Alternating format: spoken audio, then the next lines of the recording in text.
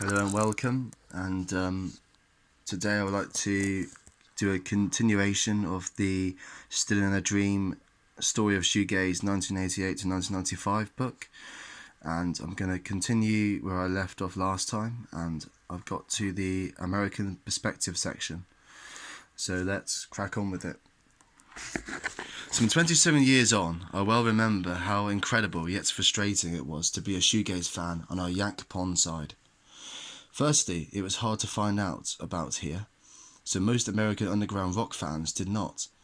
Today's music lovers can't fathom a world without an internet, social media, and boundless free YouTube, Spotify access to discover, hear every song, album, or scene in recordings' 138-year history. Circa 1988, though, Americans that followed British music, along with our own underground, were wholly dependent on an all-powerful British music press weekly inquiries to expose what was happening. Available only in select cities and specialty shops, most metropolises here did not bother to import said mags.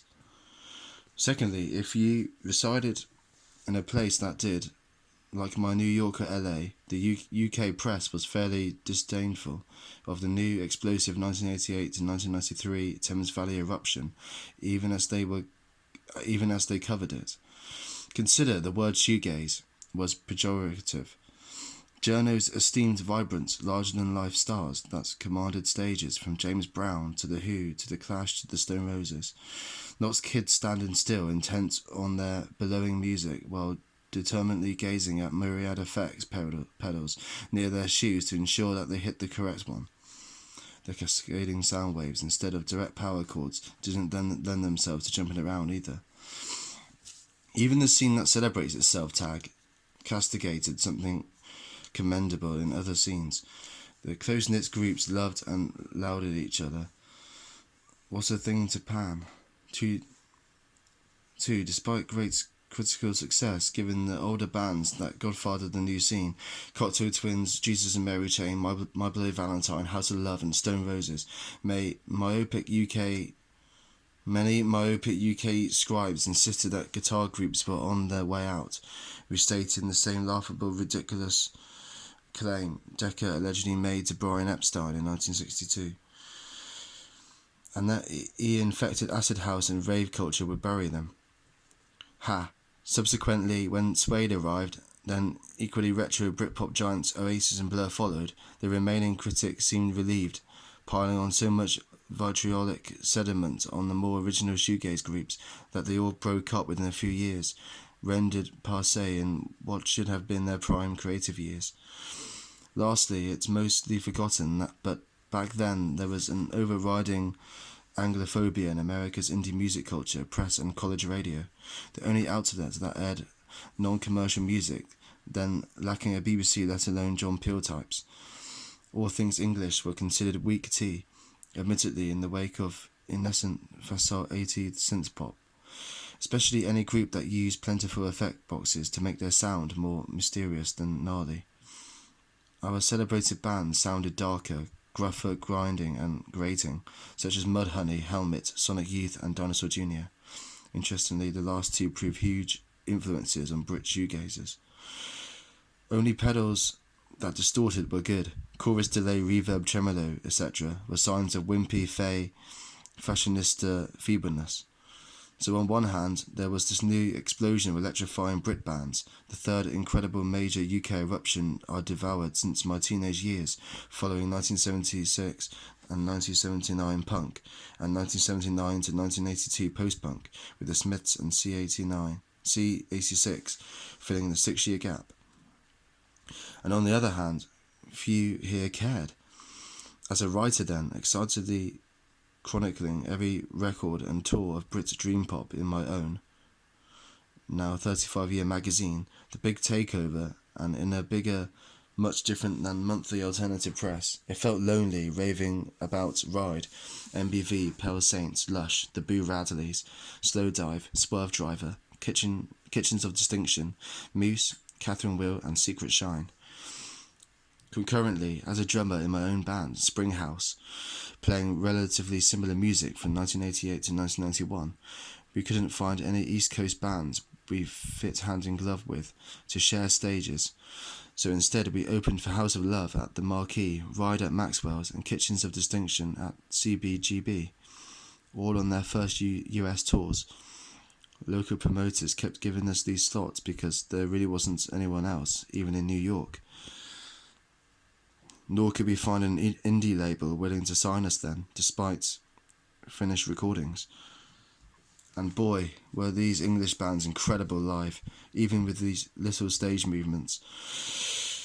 The dreamy melodies, angelic harmonies, big hooks, powerful rhythm sections, and especially the soaring, resplendent, ethereal, massive sounding battering of new psychedelic guitars were breathtaking and visceral to behold here. So I ravenously witnessed the above mentioned multiple times in multiple US cities. What brilliant days, memories. Even better when these English shoegaze bands finally got their recordings out here, licensed to major labels, no more specialty shop imports, and began touring stateside. Everything changed. Funny, just as the Brit press began burying shoegaze, like in a cat's box, an American response began emerging. Springhouse was suddenly offered a deal in 1991, though our tapes hadn't changed, with a major-owned indie, Caroline Virgin, for worldwide issue. And as we released albums and toured North America, we now found tons of similar startups to gig with. I always record our 1993 San Francisco tour stop with two great ones, Rosemary's and Orange, a newly minted Brian Jonestown Massacre in tow with recently defected Swerve Driver drummer Graham Bonner. And from label mates Drop 19s to Low to Red House Painters to Belly, whom we happily supported in Minneapolis. Suddenly there was a surfeit of bands, adding subtle, esoteric, sensuous effects to guitars, emphasising songwriting over clatter. You'll hear many of our eventual shoegaze bands on discs 4 and 5 here, and even in the decade since, while shoegaze remains like a kicked corpse in Old Blighty, it thrived here. For example, Arizona's Beautiful Noise festivals I attended, with the marvellous Four Against, Half String, Allison's Halo, and Scenic, and others. It continues unbaited, and similar outfits are hungrily review nowadays in Big Takeover and happily play on my weekly podcast. This box being inclusive of my own continents and others' eventual lesser remembered contributions is incredibly gratifying. That and how mighty the leading lights from London, Oxford, Reading remain a quarter of a century later. We were right, and the taste makers of England and America were wrong. I submit as proof this box set and today's riotous receptions in much bigger venues for the thankfully reunited My Bloody Valentine, Slowdive, Ride and Swerve Driver, and soon Lush. That was in 2016. I.e., it's great to be a shoegaze fan, still. And if you're new, well, you've come to the right place. And that was from Jack Rabid, editor of The Big Takeover and drummer of the Springhouse. Words from 2015. So there you go. There's been a massive resurgence in shoegazing in recent years. Although it never really went away. But it's only really in the 2010s where it's had a spotlight shining at it.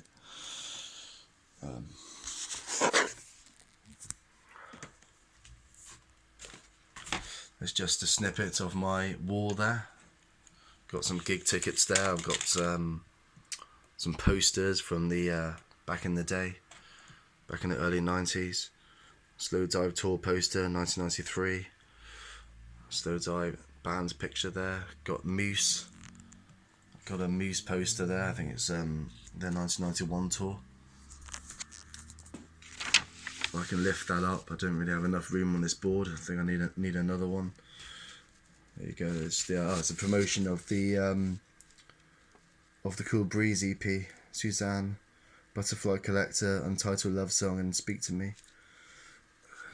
And that was followed by the Jack EP, which is probably my favourite actually, although it's a very close one. They're both as good as each other, those two EPs. I really love the Ballad of Adam and Eve, and what else is good? Boy, the song Boy, that's really incredible. Yeah, it's all signed. I've got Slow Dive CDs all signed there. So Just for a Day, Savlaki and Pygmalion, all of Just for a Day and Savlaki and the Morning Rise EP, they are fully signed, so I've got all band members signed on there. But on Pygmalion I've only got Neil and Rachel, because they were the only two that came out basically after the Bristol gig in October. And there I've got a Stillwater shoegaze can. This is from Stillwater Breweries in Maryland, USA. It was a really good Christmas present. I got a pack of 6. I got, so I'm really pleased with that. It's a really nice tasting beer actually, and I might make another video on it, describing the taste and stuff. Although I'm not very good at that, to be honest. It says there, farmhouse. What does it say? Farmhouse Pale Ale, distorted. But yeah, it tastes a bit like Hoegaarden. It's got a bit of a wheat beer taste to it. But I really do highly recommend, not just for the name, but it really is a good taste as well. It really lives up to its name.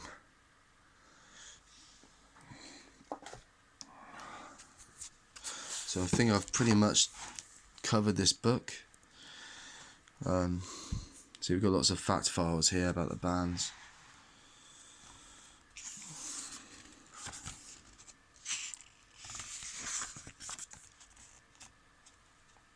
Curve, I wish they would reform.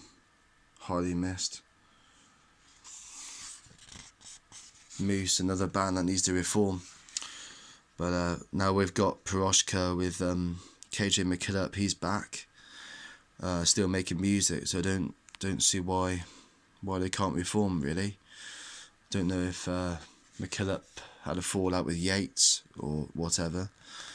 But if McKillop's still making music now with Piroshka, then I don't see any reason why Moose shouldn't get back together. Revolver EP, very good. Heaven Sent an Angel, Painting Pictures, Molasses, and Cherish. 4 great songs there. And there's a picture of them. Matt Flint, he went on to projects like Death in Vegas. The Ecstasy of Saint Teresa, look, one of the Czech bands. They had a very good scene in the early 90s. There's a band I really love called The Naked Souls. I highly recommend checking them out. You can find them on the Eastern European Shoegaze channel on YouTube. And they've got some really great stuff. There's an EP called the 2-in-1 EP. And it's got the orcas on the front. And I really highly recommend checking that out. It's got great songs like Sleep. I really like Spout Hole, that's my favourite song from them. And White Rabbit. That's the 3 songs on the Naked Souls EP. And then they've got an album called Shady Ways Anti-Clockwise, which I really highly recommend checking out. They've got a real unique sound to them. It's kind of like Ian Masters singing, but with like Ride and Chapter House type guitars on it. Very interesting. And Moving Holiday were another bands in that Czech scene, and Here, and I'm surprised Here aren't included in this, because they really did some great stuff, like the Sikusak EP and the self-titled Here EP, and they did an album called I think it was just self-titled. What was the album called again? Here, it had the song Haze on it, and Flower Rain, which was very good.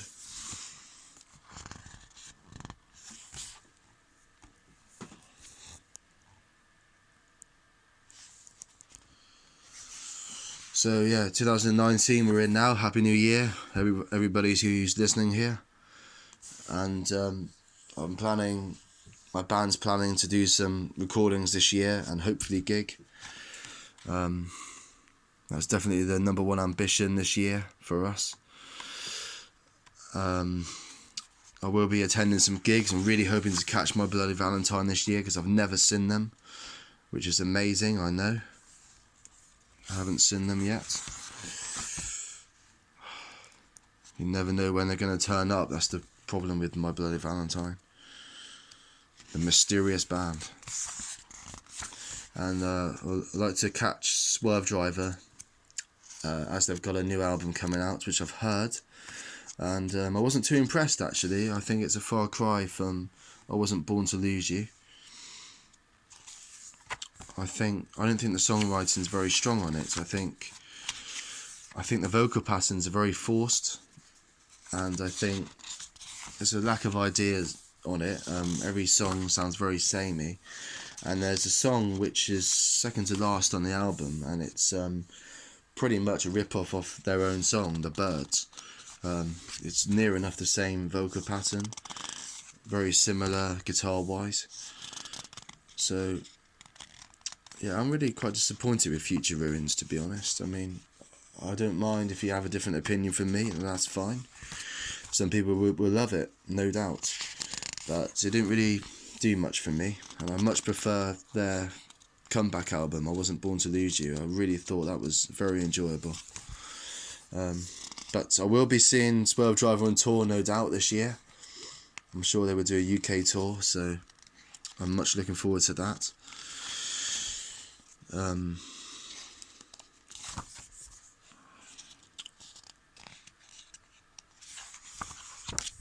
Yeah, so I hope to catch Slow Dive yet again. If I see them again, it would be my 4th time seeing them.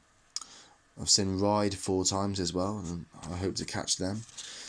I'd like to catch some more shoegaze, modern shoegaze bands, such as Ariel.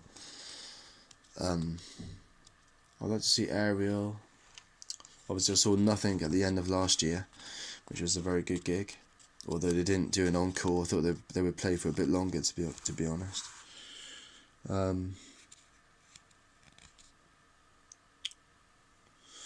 Boo Radleys, I would love for them to reform. Sorely missed.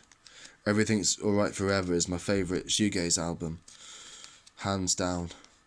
It's an absolute masterpiece. If you ever get the chance to get your ears around that album, you must. It's an essential shoegaze record. Everything's Alright Forever, 1992. Please listen. You can hear a lot of the influences coming through on Breather's music. You can hear a lot of the influences in my music. So yeah, please check the Boo Radleys out, as well as their early EPs as well, like Every Heaven and Boo Up EP, Adrenaline EP, Kaleidoscope EP, which is that. Yeah, please do check that out. So there we go again. Thanks for watching, and maybe I'll make a video on the shoegaze beer. I think you'll be interested. Okay, thank you. Bye. Bye-bye.